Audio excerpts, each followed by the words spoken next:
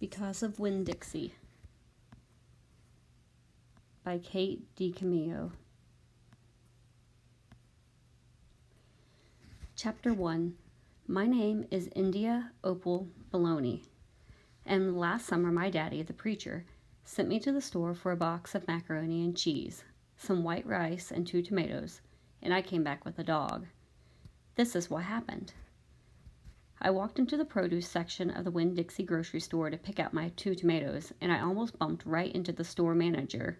He was standing there all red-faced, screaming and waving his arms around. "Who let a dog in here?" he kept on shouting. "Who let a dirty dog in here?" At first, I didn't see a dog.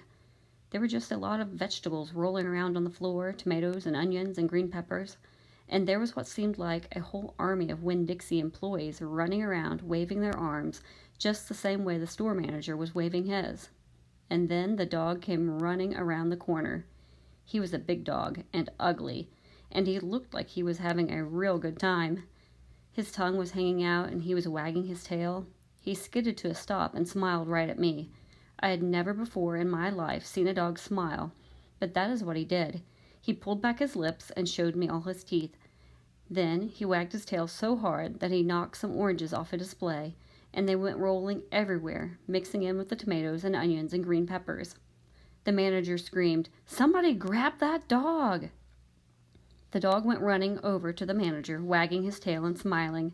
He stood up on his hind legs. You could tell that all he wanted to do was get face to face with the manager and thank him for the good time he was having in the produce department.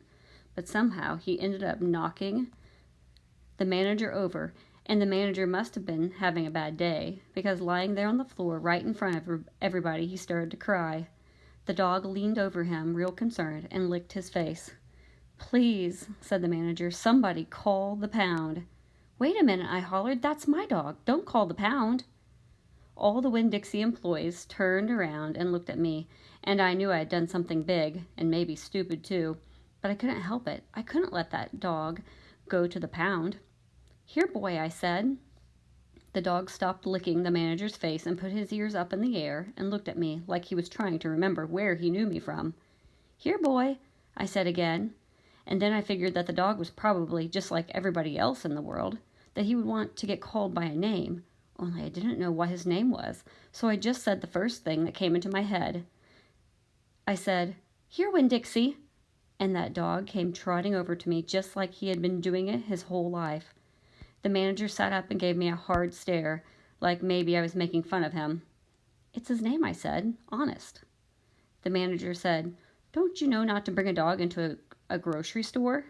"Yes, sir," I told him. "He got in by mistake. I'm sorry. It won't happen again." "Come on, Winn-Dixie," I said to the dog.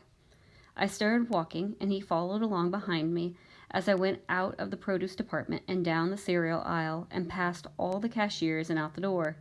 Once we were safely outside, I checked him over real careful, and he didn't look that good. He was big, but skinny. You could see his ribs, and there were bald patches all over him, places where he didn't have any fur at all.